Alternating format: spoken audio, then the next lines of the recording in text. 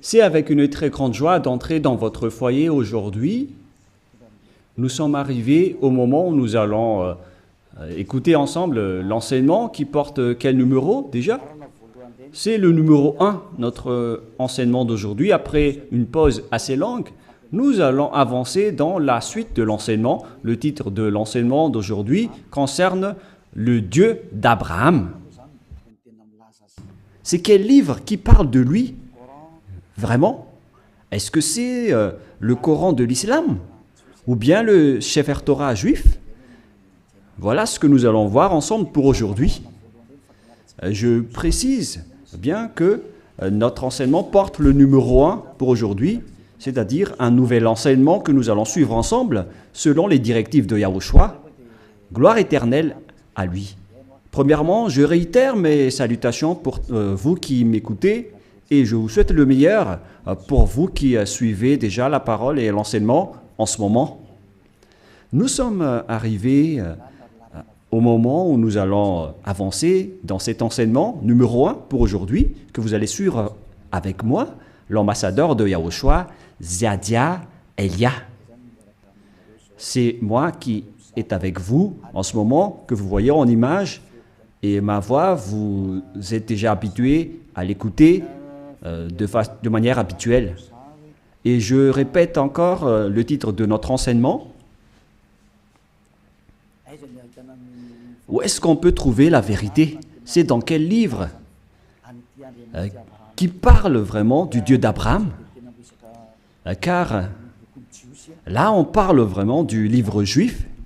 Pourquoi je parle du livre juif qu'on appelle le Sefer Torah? Et il y a aussi le livre du Coran.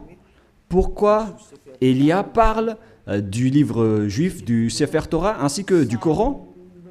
Car chacun parle du Dieu d'Abraham, chacun des deux livres, alors que chacun aussi a sa version et leur langage. Et on parle de versions tout à fait opposées, deux versions diamétralement opposées, qu'on peut dire qu'ils sont vraiment opposés avec aucune liaison. Car par exemple, le nom du Dieu d'Abraham dans le Sefer Torah juif, c'est Yahva. Voilà ce qu'on voit dans le Sefer Torah juif. Et lorsque vous regardez dans le Coran, vous voyez que c'est Allah qui est écrit dedans. Donc, c'est clair que la question doit se poser, lequel des deux est le vrai? Car chacun a sa propre version. Et qui est-ce qu'on doit suivre si on regarde et si on écoute? Mais pour les personnes qui ne se cassent pas la tête avec le salut, ils disent que ça va de soi. Mais si vous cherchez vraiment le chemin vers le salut, vous voyez bien que ce schéma est différent. L'autre est vrai et l'autre est faux.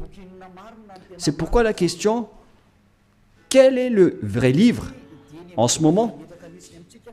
Car dès le commencement, je vais vous préciser, et en même temps, je regarde un peu les téléphones, ainsi que les applications, car je vais lire le Coran à travers une application. Et donc, nous allons d'abord voir que ils reconnaissent bien, quoi déjà?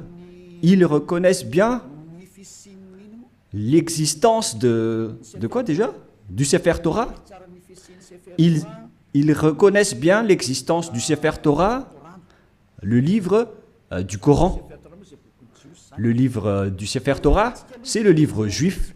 Nous allons d'abord lire cette parole, car si l'on veut faire le rapport avec ces deux paroles qui sont différentes,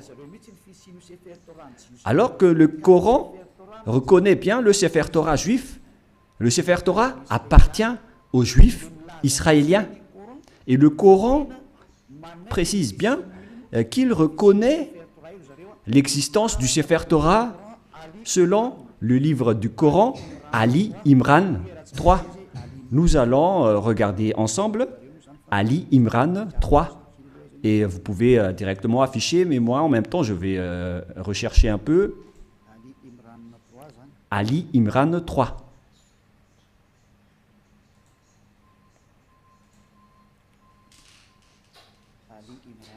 Ali Imran, que vous pouvez déjà afficher, car là, je l'ai retrouvé.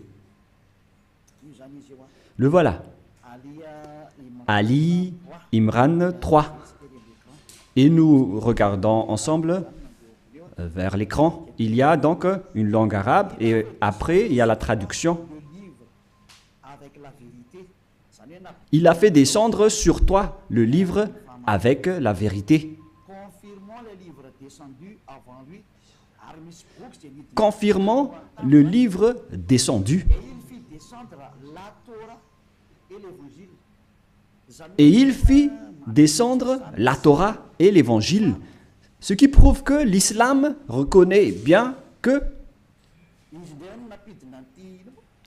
ce sont eux qui ont fait entrer la Torah ainsi que l'Évangile dans le verset 2, à l'Imran verset 2. Voilà ce qui est dit. Allah, pas de divinité à part lui. C'est-à-dire qu'il n'y a pas aucun Dieu à part lui, le vivant, celui qui subsiste par lui-même. Nous voyons bien donc qu'il y a deux schémas différents qu'on doit faire connaître aux gens. Où est-ce qu'on doit aller si vous cherchez le salut? Voilà le rôle de Élia. Élia est là pour sauver tous les humains, non pas seulement ceux qui invoquent Jésus ou Jesus, mais tous ceux qui veulent avancer, vous pouvez avancer. Ceux qui veulent rester, vous pouvez rester. Et c'est pareil aussi avec l'appel aux islamistes pour leur demander de regarder la vérité, car votre livre reconnaît bien l'existence du Sefer Torah juif et ils disent que c'est leur Dieu même qui l'a fait entrer. C'est le Dieu de l'islam. C'est vraiment grandiose ce qu'il dit en disant que c'est le Dieu de l'islam qui a fait entrer le Sefer Torah juif ainsi que l'Évangile, le Nouveau Testament, dans lequel il y a l'histoire du Fils de Dieu qui figure dans la Sainte Écriture juive, que les islamistes ne reconnaissent pas du tout en disant que le Fils de Dieu n'existe pas car Dieu n'a pas du tout enfanté. Voilà un autre problème, c'est-à-dire qu'il y a un schéma étrange concernant cette parole de Dieu qui vraiment possède la vérité. Et donc, nous allons suivre le titre qui raconte vraiment ce Dieu et qui a vraiment la vérité. Est-ce que c'est dans le Coran de l'islam ou c'est dans le Sefer Torah juif? Car ce sont les deux schémas opposants et qu'on doit confronter. Ce n'est pas qu'on va faire combattre le livre, mais on doit regarder la vérité à travers la parole. Et donc c'est clair que le Dieu de l'islam, selon eux, c'est lui qui a donné le Torah ainsi que le Nouveau Testament, la bonne nouvelle dans l'Évangile où il y a Yahushua, mais qu'ils ont changé au nom de Isha. Et les faux chrétiens l'ont changé en Jésus ou Jesus. Et certains nous demandent, est-ce que vous êtes chrétien? Moi, je réponds directement, nous ne sommes pas chrétiens. Car le Christ, plusieurs gens l'ont déjà changé en autre sens. Élia n'est pas chrétien. Élia suit Yahushua qui est l'élu. C'est celui que je suis. Voilà. Mais le Christ, le nom du Christ est déjà détruit. Et nous, on n'entre plus dans ce genre de choses étranges. Mais le vrai, le bien et le pur, c'est de suivre Yahushua, l'élu. Nous allons encore entrer dans ce sujet prochainement, mais on va dire d'abord que le livre de l'islam reconnaît Yahushua, mais ils ont juste changé son nom en Isha. Nous allons voir ça après. Mais dès le commencement, on voit bien que le Coran, ils reconnaissent bien le Sefer Torah juif. On parle ici du livre du Coran de l'islam. Donc là, c'est clair. Nous allons encore rajouter un autre verset. On va rajouter pour que ça soit bien complet dans vos écrits, nous allons encore lire dans le livre de Al-Maïda, qui s'écrit Al-Maïda. Al-Maïda 44.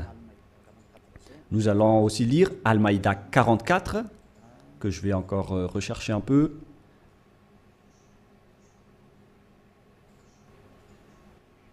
Al-Maïda 44. Al-Maïda 44. C'est-à-dire que c'est écrit en plusieurs paroles que le Torah existe. Mais comment te demanderaient-ils d'être leurs juges quand ils ont avec eux la Torah dans laquelle se trouve le jugement d'Allah? C'est-à-dire, ici la parole précise que c'est dans le Torah qu'il y a le jugement de Allah, c'est-à-dire le Dieu de l'islam. Son jugement réside dans le Torah, dans la Torah.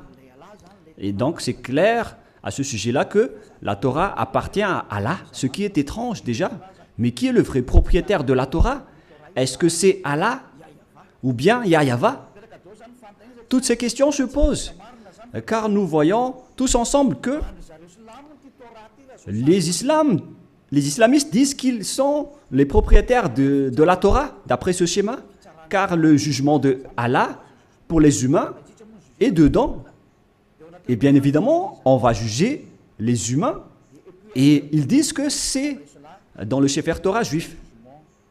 Et puis après cela, ils jettent en jugement, et ces gens-là sont nullement des croyants. Bon, on va laisser ça de côté, mais ici, on voit bien que la parole est très claire en disant que le Dieu Allah Islam est bien dans le Sefer Torah juif, ce qui est déjà étrange. Mais on va voir la vérité. Et malgré cela, nous allons encore regarder d'autres paroles pour bien compléter, pour bien prouver la parole de Élia. Nous allons lire dans Mariam 12. Attendez un peu parce que le livre s'est envolé. Mariam.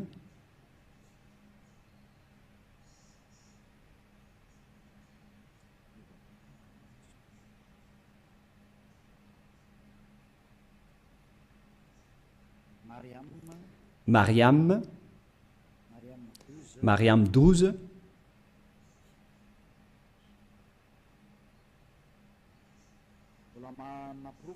Ce qui, je suis encore en train de donner des preuves. Hein. Allez-y, affichez pour qu'on le lit, les techniciens. Oh Yahya, tiens fermement au livre, la Torah. Nous lui donnâmes la sagesse alors qu'il était un enfant.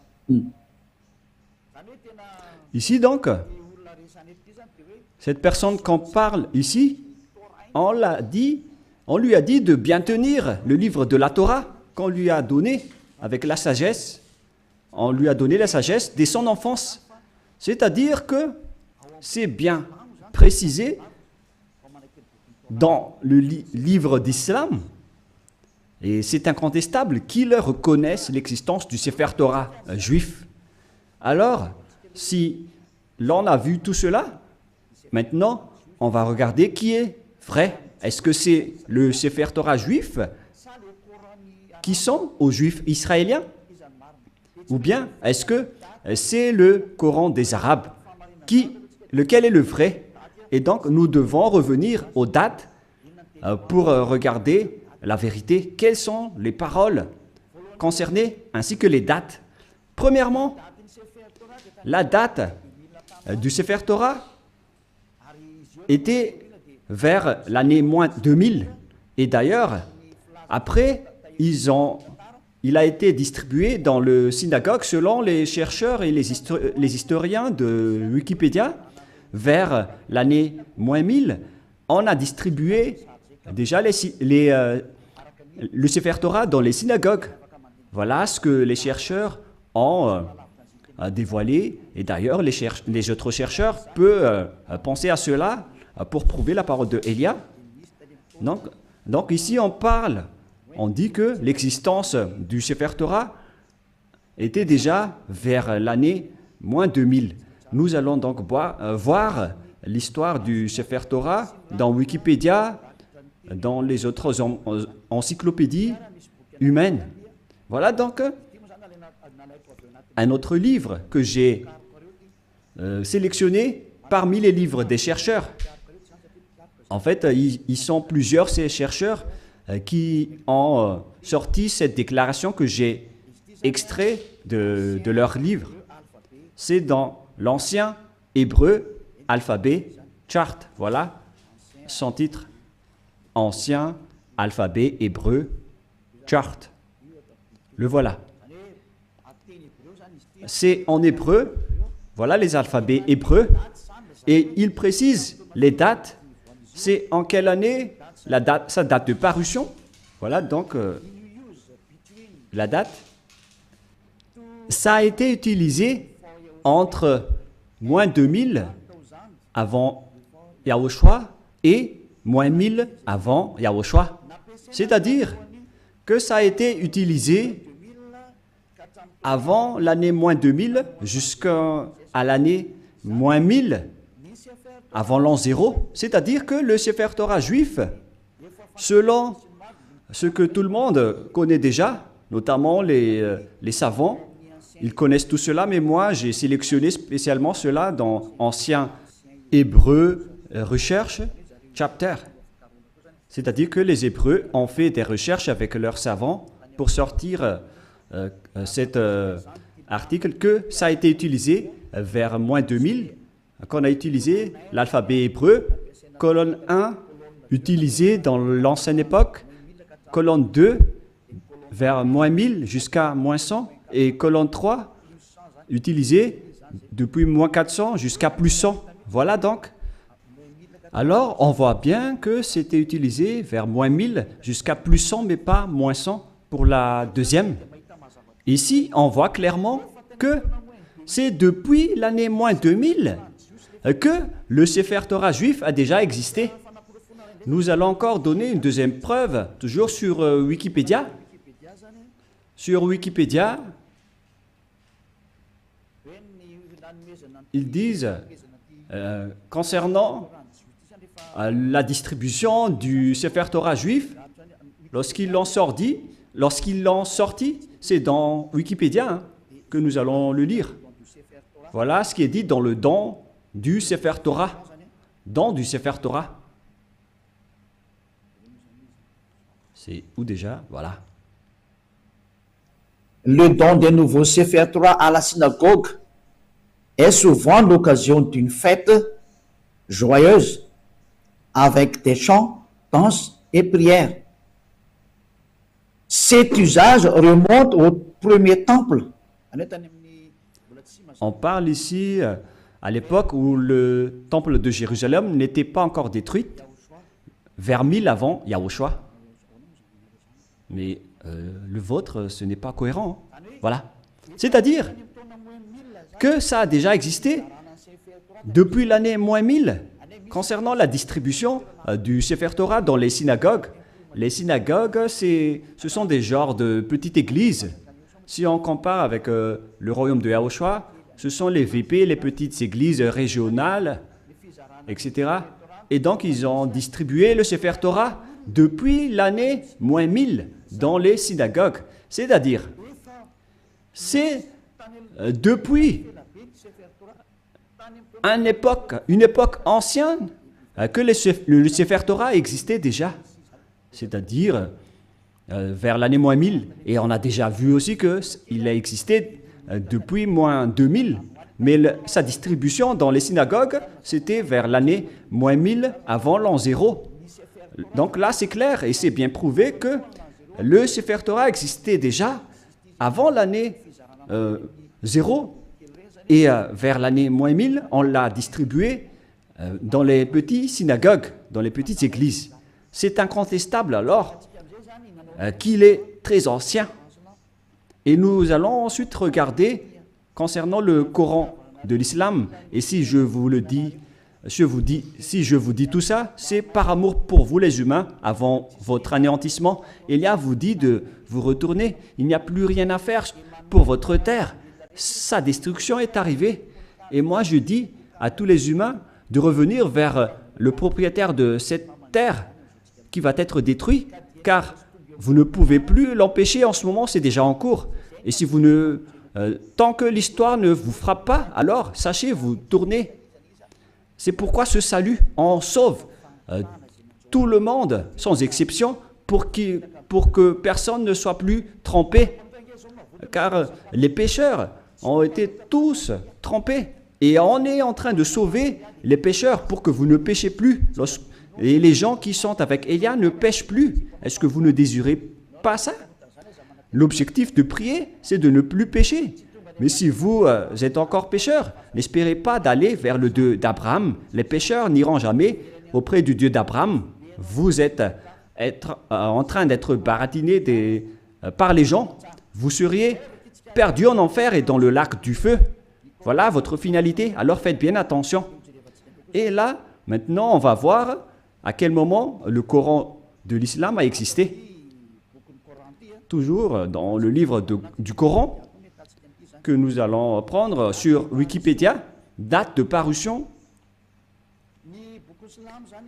Le livre de l'islam a été proclamé vers l'année plus 612, plus 610 jusqu'à 632, proclamé de 612 jusqu'à 632. Et il y avait eu une autre édition après 632, 634, etc. C'est-à-dire qu'il a existé aux alentours de l'année 612 concernant l'existence du Coran de l'islam. Ce n'est pas le Coran juif, mais c'est le Coran de l'islam, c'est-à-dire aux musulmans. Donc, il s'agit d'un livre récent qui est différent du livre juif. C'est vraiment un livre différent. C'est pourquoi le nom de leur Dieu n'est pas pareil que le nom du Dieu juif. Le nom du Dieu juif qui est Yahweh et le nom du Dieu de l'islam c'est Allah. Alors lequel on doit choisir? Car chacun dit qu'il connaît la Torah. Et si vous avez vu cette date, bon, donc moi je vais bien le montrer pour démontrer l'originalité de l'histoire du Coran. Et il y a encore plusieurs histoires, mais on va voir un peu en bas les paroles divines, les créations musulmanes, etc. Et ici, on voit en bas la date de parution que je vous ai montré tout à l'heure. Date de parution proclamée de 610 à 612 jusqu'à 632. C'est-à-dire vers l'année 610. Voilà l'existence du Coran. C'est incontestable, tout le monde le connaît. La question qui se pose, si on veut regarder la vérité sans favoritisme, si on veut voir la vérité sans favoritisme, qu'est-ce qu'on doit suivre? Qui est-ce qu'on doit suivre? Car les deux livres parlent du Dieu d'Abraham et ils reconnaissent tous le Dieu d'Abraham. Et lorsqu'on a regardé les dates, la date du Sefer Torah était vers l'année moins 2000, son existence. Et vers l'année moins 1000, sur Wikipédia, c'est prouvé qu'il a été distribué le Sefer Torah, on l'a distribué dans les petites synagogues. C'est-à-dire qu'il s'agit d'un livre très ancien, le Sefer Torah. C'est lui qui a conservé les anciennes paroles. Et donc, si on regarde bien, qu'est-ce qu'on doit prendre? Est-ce que vous allez prendre le livre qui était né vers plus 600 de l'islam? Est-ce que c'est là qu'on doit voir la vérité sur le Dieu d'Abraham, ou bien vers celui qui était vers moins 2000? Et sans hésitation, sans favoritisme, tout le monde doit dire qu'on doit voir dans le livre qui existait vers moins 2000, qui a conservé toute la vérité. Voilà la vérité. Lorsque vous regardez l'originalité, il faut regarder le plus ancien. Si l'on prend l'exemple d'un problème foncier, on doit avoir la source de la situation juridique au tribunal, on doit voir l'authenticité, le plus authentique, le plus ancien. Et donc, c'est clair que c'est celui qui possède le plus ancien dossier qui est le propriétaire du terrain, mais pas celui qui est venu récemment. Voilà donc pour prouver la vérité qui est incontestable, même pas un tout petit peu. Voilà la question qui se pose. Qui a eu tort?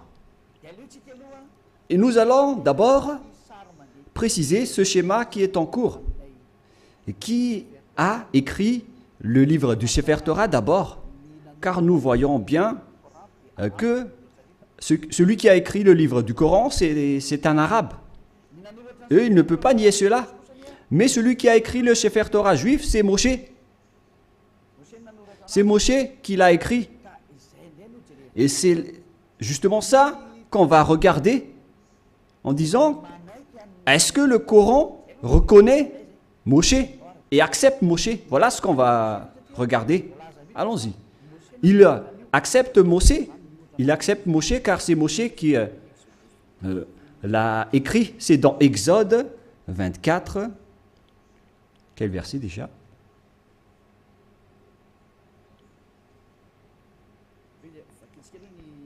Nous allons d'abord lire sur Wikipédia. Nous allons lire sur Wikipédia concernant le livre de la Genèse pour voir qui l'a écrit.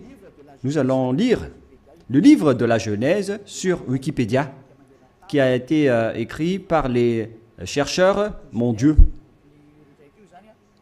Donc le livre de la Genèse ainsi que les autres livres, qui les ont écrits? L'Exode, et etc. Le livre de la Genèse. Premier livre de la Bible, du Sefer Torah, car c'était des écrits récents, mais anciennement, son appellation juive, c'est le Sefer Torah. Et ça n'a pas changé ce nom juif, mais ce sont les autres nations qui l'ont changé en Bible. On parle ici du Sefer Bereshit, le commencement, ou la Genèse. L'auteur traditionnel, ils l'ont précisé ici que c'est Moïse qui l'a écrit. Et il y a aussi d'autres auteurs avec d'autres remarques concernant d'autres auteurs anonymes. Mais Moshe a donc regroupé les écrits et qui les a conservés dans un seul livre. La raison, c'est que Moshe a reçu l'ordre de les écrire et Moshe les a écrits.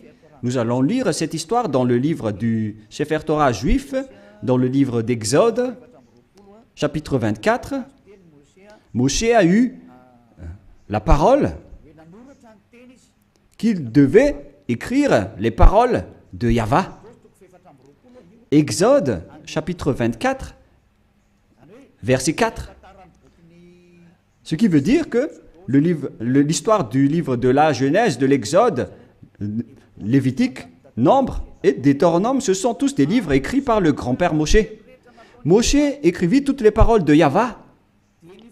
Puis il se leva du bon matin, il bâtit un autel au pied de la montagne et dressa 12 pierres pour les 12 tribus d'Israël.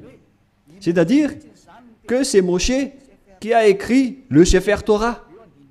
C'est bien clair dans le verset 4 qui est bien clair. Moshe écrivit toutes les paroles de Yahweh. Personne ne peut plus contester cela en disant que c'est une autre personne qui l'a écrit. Donc l'ancien Sefer Torah, le plus ancien, c'est Moshe qui a écrit tous ces livres, selon ce qui est dit dans le Sefer Torah, dans le livre d'Exode, qui est un livre de Moshe. Et nous allons voir maintenant si les islamistes acceptent Moshe. Et si les islamistes acceptent Moshe, alors on ne peut plus nier la vérité sur le Sefer Torah. Directement, le Sefer Torah est vrai et incontestable. Si vous allez encore contester cela, vous avez tort, car si vous acceptez la vérité sur son auteur, alors que Son nom figure bien dans le Sefer Torah. Il s'appelle Moshe dans le Sefer Torah, mais le Coran de l'islam l'a changé en Mosha. Voilà leur appellation, et tout le monde connaît cela. Et nous allons donc voir s'ils acceptent Moshe dans le Coran de l'islam. Si une fois vous l'acceptez, et nous allons le voir ensemble, alors il faut que vous vous tournez vers la vérité. Voilà la sagesse. Il faut aller vers la vérité. Le rôle de Elia est d'expliquer, de prouver. Si vous ne voulez pas écouter, tant pis pour vous. Mais mon rôle, c'est d'expliquer, de prouver, comme j'ai prouvé aux personnes qui appellent Jésus en disant que vous avez tort. Regardez-vous, vous êtes pécheurs. Et même le livre du Coran précise bien que tous les islamistes sont pécheurs. Et ce qui est pire, c'est qu'ils vont être tous jetés en enfer. Et ils connaissent tous cela. Et ils disent qu'on va les sélectionner petit à petit de l'enfer après. La question que je vous pose, par quel moyen vous allez quitter l'enfer? Car c'est écrit dans votre livre, ma venue, c'est de sauver les humains sans exception. Voilà le grand amour. C'est sauver tout le monde en tant qu'humain. Comment vous allez échapper à l'enfer? Par quelle solution? Et ne répondez pas bêtement. Il faut donner une vraie solution. Car dans votre livre, il est également écrit que vous n'avez pas le pouvoir de purifier ou de rendre parfaite une personne. C'est écrit dans votre livre. Vous n'avez pas le pouvoir de changer une personne en une personne vraie et parfaite. Alors, comment vous allez échapper à l'enfer? La question qui se pose. Après votre mort, vous irez en enfer et comment vous allez quitter cette zone? C'est vraiment pire. Hein?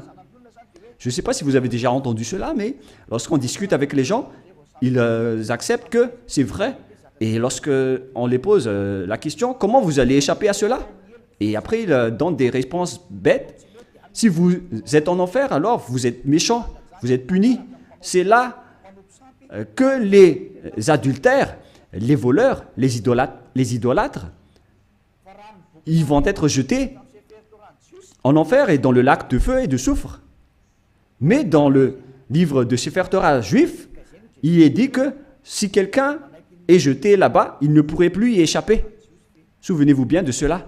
Donc, on va voir maintenant est-ce que le Coran accepte Moshe ou Moïse pour les catholiques romains et les protestants. Pour les protestants, Moshe. Pour le Sefer Torah original, c'est Moshe. Et pour le Coran de l'islam, c'est Mosha, mais c'est le même. Nous allons donc chercher cette parole. Est-ce que le Coran accepte les prophètes? Voilà ce qu'on va lire en premier. Et nous allons bien lire que les islamistes acceptent les prophètes dans le livre d'Al-Baqarah 39. Nous allons devoir préciser un peu la recherche sur Al-Baqarah 39. Veuillez patienter un tout petit peu car je suis en train de rechercher. Al-Baqarah. Quel verset déjà? Quel chapitre? 39, 36, 37, 38, 39.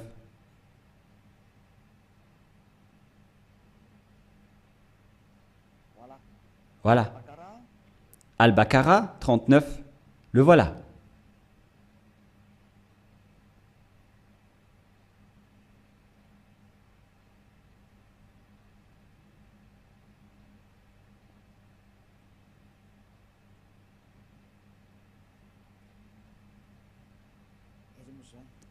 Où il est passé déjà?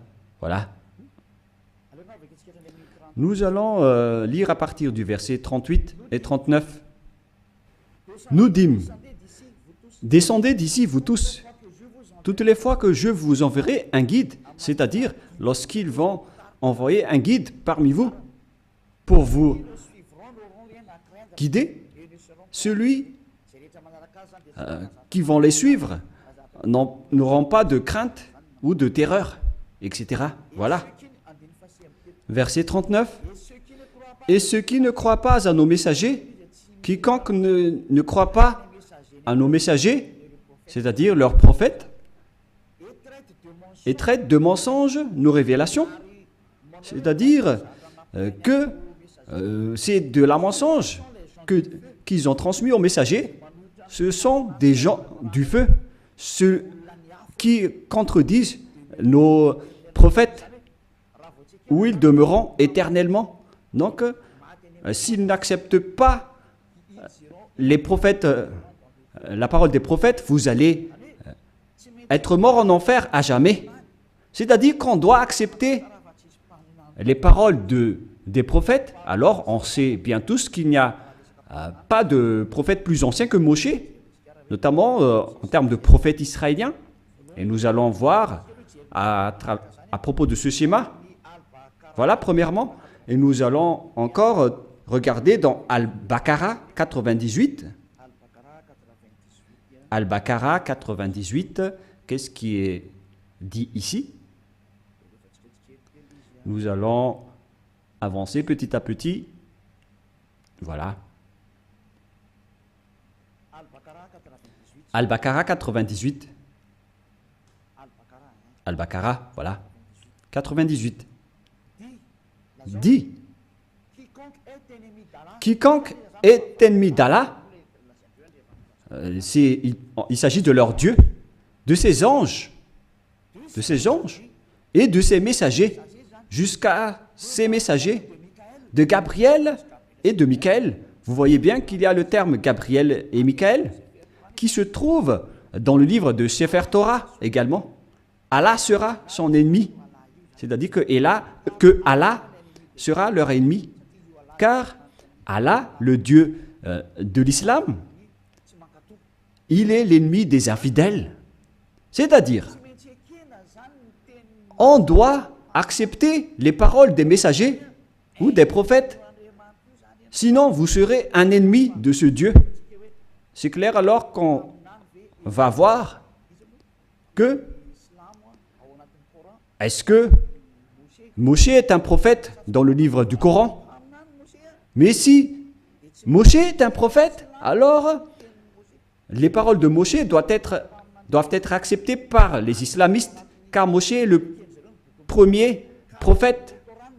Et eux, ils reconnaissent le livre de la Torah. Et Moshe se trouve dans la Torah et pas ailleurs. Nous allons également voir une autre parole, toujours dans Al-Baqarah, mais dans le chapitre 253.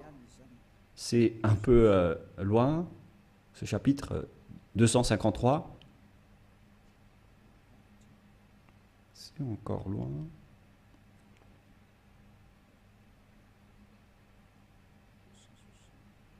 « 260, nous allons revenir un peu, nous allons un peu trop loin. Là, on est en train de trop rechercher. 200 et combien? J'ai dit déjà. «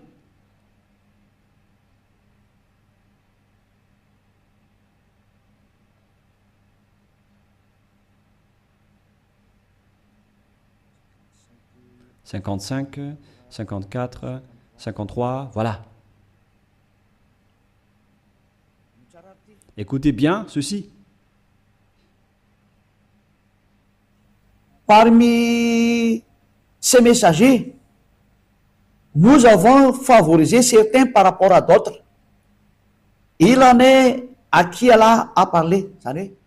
C'est-à-dire, parmi les prophètes et les messagers, il y a des hauts gradés par rapport aux autres.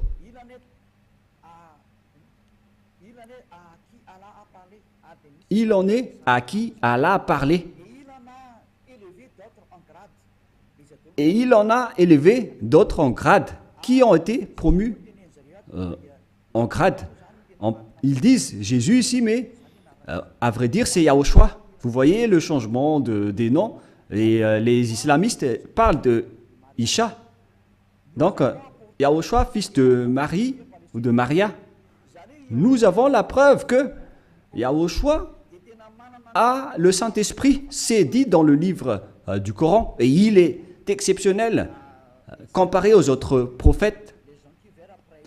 Et si Allah a voulu qui se sont s'entretués, etc. Mais nous allons en rester là.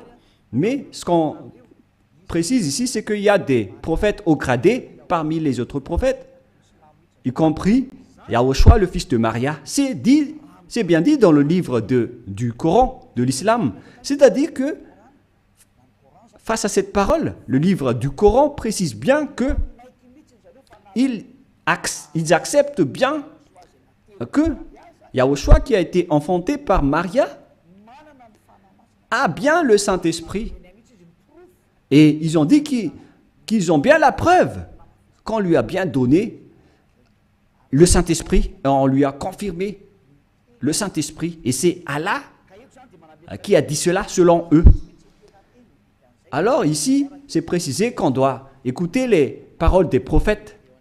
Alors, maintenant, nous allons lire comment ils acceptent Moshe, Moïse ou Mosha. Est-ce qu'ils acceptent Moshe? Dans le livre d'Al-Imran, est-ce qu'ils acceptent Moshe? Voilà ce qu'on va terminer ceci pour aujourd'hui. Est-ce que le Coran de l'islam accepte Moshe? Parce que s'ils acceptent, face à toutes ces paroles, donc c'est clair que c'est le Sefer Torah juif qui est vrai et le Coran est faux, d'après tout ce qu'on a dit. J'ai donné des preuves. Je n'ai pas seulement donné des paroles du Sefer Torah, mais j'ai également donné des paroles du Coran. Comme ça, vous voyez bien que je n'ai pas fait du favoritisme, car chacun a dit sa version, et à vous de connaître lequel doit-on suivre. Et donc, le livre de Al-Miran 84 précise aussi, et je précise aussi que c'est de l'amour, tout ce que je suis en train de vous parler, pour que vous ne soyez pas jetés en enfer, au cas où vous allez être en difficulté avec le danger que vous allez subir. J'ai dit Al-Imran 84, voilà. Allons-y. Dit Al-Imran 84. Nous croyons en Allah, à ce qu'on a fait descendre sur nous. On parle ici des islamistes. À ce qu'on a fait descendre sur Abraham, en Ismaël, en Isaac. Tous ces noms figurent dans le livre du Sefer Torah, en Jacob et sa tribu. On voit bien l'histoire de cette tribu dans le livre du Sefer Torah juif et de ce qui a été porté par Moïse. Moïse, et donc ici c'est le porte-parole et le prophète, et on va dire Yahushua directement. Et ici donc, on précise bien que les islamistes croient à tous les prophètes jusqu'à Jésus, Isha, c'est-à-dire Yahushua, en vrai. Depuis Moshe ou Moïse, ils acceptent tous les prophètes. C'est clair alors que le Coran ne peut pas dire qu'il nie Moshe. C'est pas vrai. On le nie carrément, car nous l'avons bien tous vu ensemble. Élia n'a rien inventé. Élia n'a rien inventé. C'est le salut. Le danger arrive sur votre terre. C'est le devoir de Élia de vous sauver. Mais si vous ne voulez pas être sauvé, vous avez déjà écouté, tant pis pour vous, mais j'espère que vous allez être sauvés. Nous allons encore voir une autre parole dans Mariam 51. Où se trouve le livre de Mariam 51.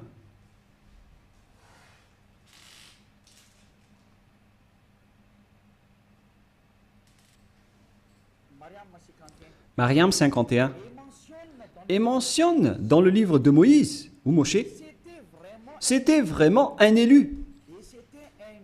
Et c'était un messager. Et un prophète. Les islamistes exigent bien et précisent qu'il faut bien marquer que Moïse ou Moshe, c'était vraiment un élu. Il faut bien donc marquer dans le livre de l'islam que Moïse ou Moshe ou Mosha, c'est un élu, c'est un porte-parole et c'est un vrai prophète, messager. Voilà. Il est également en même temps un élu, il a été choisi. C'est vraiment un élu. C'est un homme élu, alors ne le négligez pas. Voilà ce que ça veut dire. Vous voyez maintenant que les islamistes ne doivent plus nier. Car c'est bien dans leur Coran la vérité de Moshe. Et qu'est-ce que Moshe a dit? Car c'est Moshe qui va nous dire que c'est lui qui a écrit le livre de la Genèse. Nous allons aussi voir cette parole. Donc c'est clair que vous ne devez plus nier cela en disant qu'il y a des fausses paroles. Pourquoi vous allez contredire la parole de Moshe? Car la parole de Moshe est vraie et ça a déjà existé vers moins 1500. Comment vous allez encore pouvoir le nier? Vous voyez bien que c'est impossible. Directement, vous allez nier votre propre parole si vous niez les paroles de Moshe. C'est clair, donc, que vous devez revenir vers le Sefer Torah juif si vous voulez être sauvé. Si vous ne voulez pas revenir là-bas, alors là, vous êtes frappé par votre propre parole. Je n'ai rien inventé. Lisez bien la parole. Il faut que nous allons encore rajouter une autre parole pour prouver dans Al-Baqarah 51. Al-Baqarah 51, nous allons lire.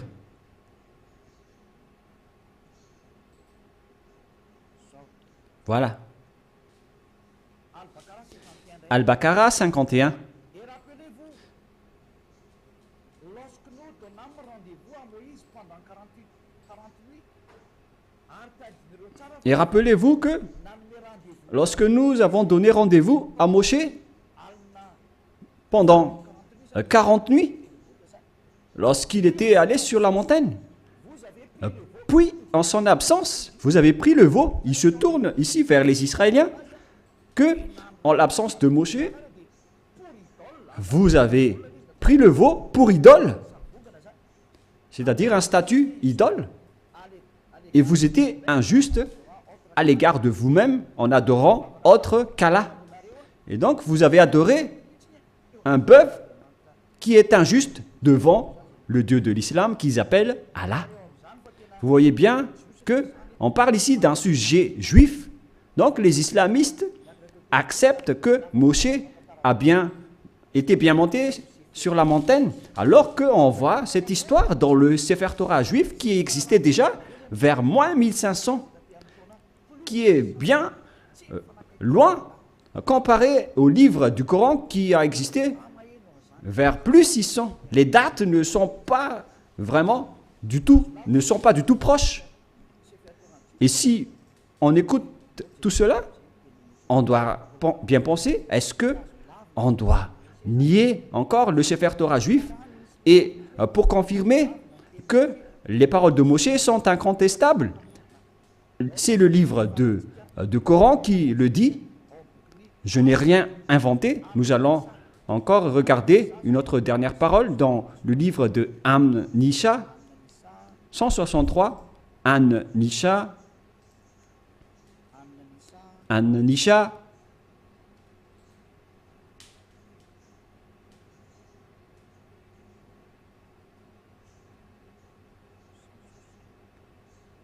162.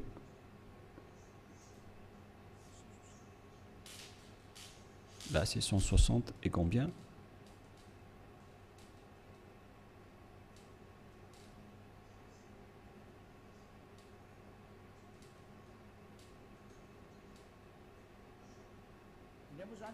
Ici, donc, tous les prophètes sont concernés. Nous t'avons fait une révélation. Comme film à Noé, nous t'avons fait une révélation, comme à l'époque de Noé. Noé, on sait tous qu'il existe dans le Sefer Torah juif, à tous les prophètes, nous allons faire une révélation en Abraham, en Ismaël, à Isaac, en Jacob, ainsi à toutes les tribus, jusqu'à Yahushua, Job, Jonah, Aaron, jusqu'à Solomon. Et nous avons donné le Zabour à David. Le Zabour, c'est le livre de psaumes. C'est-à-dire que même le Coran de l'islam reconnaissent et acceptent le Zabour ou psaume. Z-A-B-O-U-R. Les islamistes acceptent le livre de Solomon, le livre d'Aaron, le livre de Jonas, prophète, le livre de Job, le livre de Yahushua. Alors que toutes ces histoires, on les voit dans le Sefer Torah juif vers l'année moins 2000, jusqu'à moins 1500. On a vu jusqu'à moins 1000. On a vu toute cette histoire. Donc, le Coran de l'islam accepte le Sefer Torah juif.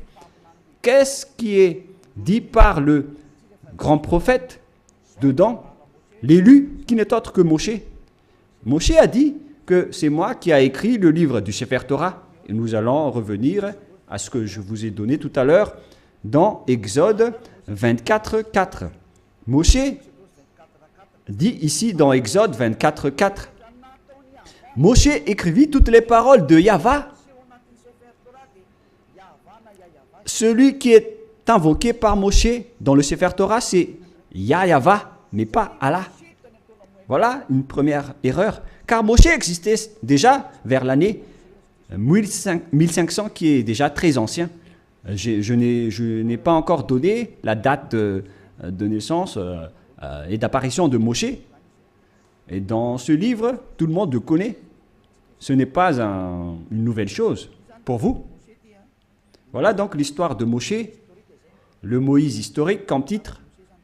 On parle de l'histoire de Moshe selon les chercheurs. Par conséquent, nous allons lire directement. Moïse, selon la Torah, a vécu 120 ans. Serait né en 1560 avant l'ère commune et serait mort en 1440, c'est-à-dire vers l'année moins 1500 que Moshe a existé selon l'histoire des chercheurs. Nous n'allons pas chercher et approfondir à ce sujet, mais si on va faire la recherche, on va trouver cette date de moins 1500. Et si vous allez dire, est-ce que vous avez déjà fait la recherche? Oui, mais c'est une longue histoire que nous n'allons plus y revenir.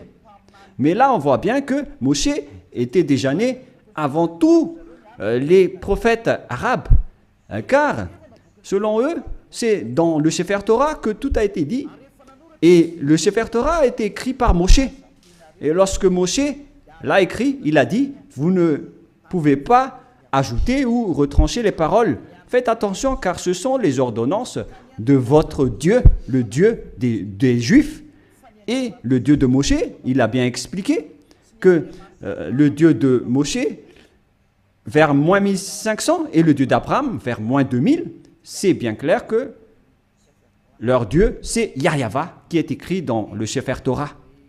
Nous allons donc lire la parole de Dieu, la parole de Moshe, dans le Sefer Torah juif, qui a dit qu'il ne faut pas ajouter ou retrancher les paroles. Deutéronome 4.2, c'est un livre de Moshe. Et Moshe est l'élu, le prophète et le messager. Alors il ne faut pas s'opposer aux paroles de Moshe. Nous allons lire Deutéronome 4, Deutéronome chapitre 4, excusez-moi, versets 1 et 2. Maintenant, Israël, écoute les lois et les ordonnances que je vous enseigne. Mettez-les-en en pratique.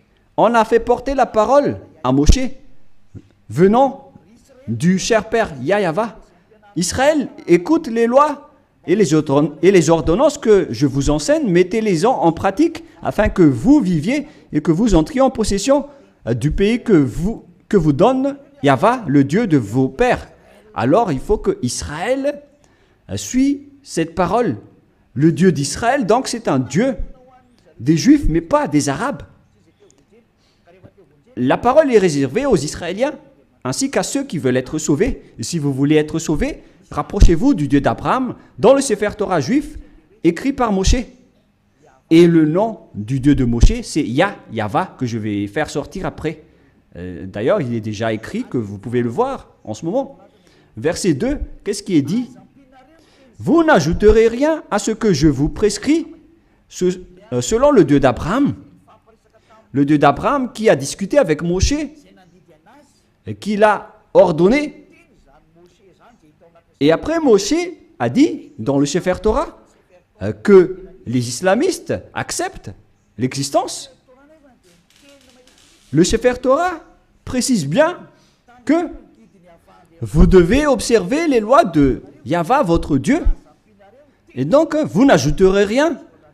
Et vous n'en retranchez rien aux paroles. Voilà ce qui est dit par le Dieu de Moshe. C'est-à-dire que toutes les paroles écrites par Moshe depuis le livre de la Genèse. Et après, il a organisé l'écriture jusqu'à la fin du livre de Deutéronome. Les paroles de Moshe sont bien directes. Vous n'ajouterez rien et vous n'en retranchez rien. Alors, vous ne pouvez pas dire que c'est un livre ancien et obsolète qu'on ne doit plus écouter, ou que c'est un ancien prophète qu'on ne doit plus écouter. Sachez qu'il est interdit par la parole du Dieu qui a discuté avec Moshe dans le Sefer Torah juif. Il a dit, ne rajoutez rien et ne retranchez rien. Donc, tous ceux qui ont changé le Sefer Torah juif ont tous tort. Ceux qui ont changé ce livre sont coupables devant ce Dieu de Moshe, car il ne faut rien rajouter ou retrancher aux paroles. Alors que chacun réfléchisse. Qui a fait l'erreur? Qui a fait la faute? Ce n'est pas du tout Élia. Je vous ai donné la preuve.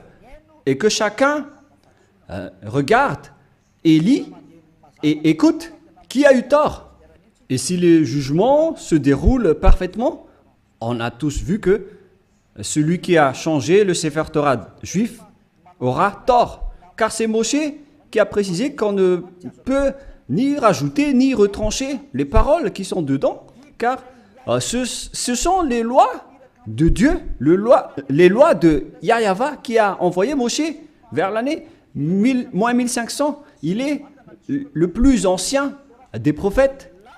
Et il a écrit le Sefer Torah directement. Et ce prophète a dit qu'il ne faut pas ajouter ni retrancher mes paroles selon le Dieu d'Abraham. Car si vous allez faire ça, vous allez être en conflit avec lui. C'est interdit pour vous de faire cela. Alors que chacun réfléchisse pour ceux qui l'ont changé. Et je vais confirmer la parole de Moshe. Moshe a encore dit que vous devez uniquement écouter les paroles des prophètes israéliens. C'est également ces paroles. Alors que chacun réfléchisse face à tout cela, qu'est-ce qui se passe sur cette terre? Pensez-y, prenez une décision pour ceux qui vont être sauvés. Rapprochez-vous du Dieu d'Abraham, celui qui a envoyé Moshe. Son nom c'est Yahva. Alors revenez vers le Sefer Torah juif. Voilà la seule sagesse. Voilà ce que le Dieu de Moshe a dit dans Deutéronome 18, pour terminer. Deutéronome 18, 15. Ô ton Dieu suscitera du milieu de toi, d'entre tes frères, un prophète comme moi. Vous l'écouterez. Et c'est lui qui a dit, à présent les Israéliens, écoutez ma loi et mes ordonnances. Il se tourne vers les Israéliens à ce sujet-là. Tu susciteras du milieu de toi, d'entre tes frères, un prophète comme moi, et vous l'écouterez. Vous ne pouvez pas écouter d'autres prophètes à part les prophètes israéliens. Si vous écoutez d'autres prophètes, alors c'est injuste. Quels que soient les autres prophètes, c'est Moshe qui le nie. Et c'est le Dieu de Moshe qui l'a dit. Et c'est le Dieu Yahva qui a envoyé Moshe, le prophète, qui a dit que vous ne devez écouter que les prophètes israéliens. Pour terminer, nous allons lire le verset 18 et 19 Deutéronome 18, 19. Je leur susciterai du milieu de toi, de leurs frères, un prophète comme toi. Je mettrai mes paroles dans sa bouche et il leur dira tout ce que je lui commanderai. Et si quelqu'un n'écoute pas mes paroles qu'il dira en mon nom, c'est moi qui lui en demanderai compte. Selon ce Dieu d'Abraham, c'est le Dieu d'Abraham qui a déclaré que quiconque n'écoute pas ma parole, je vais les juger. Qu'est-ce qu'il a dit? Vous devez uniquement écouter les prophètes israéliens. S'ils ne sont pas israéliens, alors c'est pas correct. Selon le Dieu d'Abraham, il a dit que vous devez écouter les prophètes israéliens. Et le prophète israélien qui a écrit cela, c'est Moshe, que vous acceptez dans le livre du Coran. Le Coran accepte précisément qu'il est accepté en tant que prophète, messager et élu. Donc, si vous niez Moshe, ce Dieu d'Abraham va vous juger. Et nous allons terminer avec le nom du Dieu d'Abraham. Son nom, c'est Yahva. Nous allons lire dans le livre de l'Exode pour terminer. Et après, que chacun réfléchisse sur cette grande bonté, car c'est un salut pour vous. Nous sommes arrivés pour vous sauver. Le sage voit le danger et se cache, mais le fou avance et regrette. Exode 15, 2. Yahva est ma force et le sujet de mes louanges. C'est lui qui m'a sauvé. Il est mon Dieu, je le célébrerai. Il est le Dieu de mon Père. Je l'exalterai. Yahva est un vaillant guerrier. Yahva est son nom. Donc, le nom de ce Dieu dans le Sefer Torah, c'est Yahva. D'ailleurs, nous avons le Sefer Torah que nous allons montrer pour terminer dans Exode 15, 2.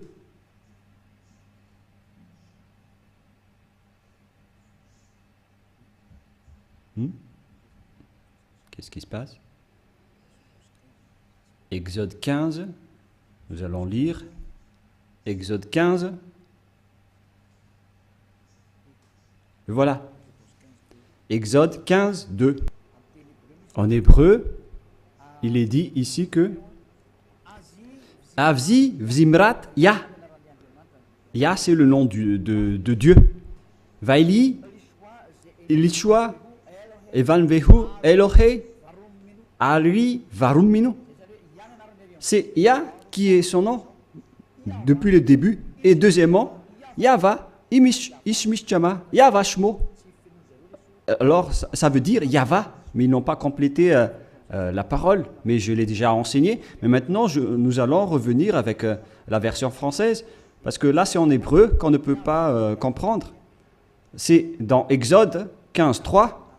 Yahva est un vaillant guerrier. Yahva est son nom.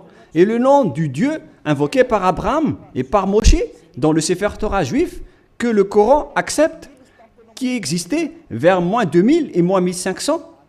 Il précise que le nom de ce Dieu d'Abraham, qu'ils ont appelé à eux deux, Abraham et Moshe, le nom de ce Dieu, c'est Yahva.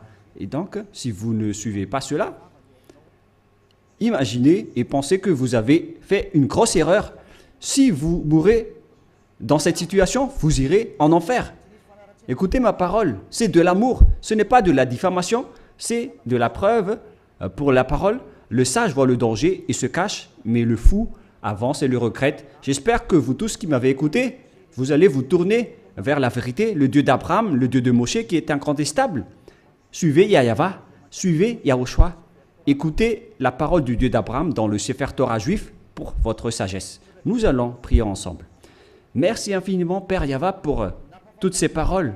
J'ai fait connaître à tout le monde entier ta vérité.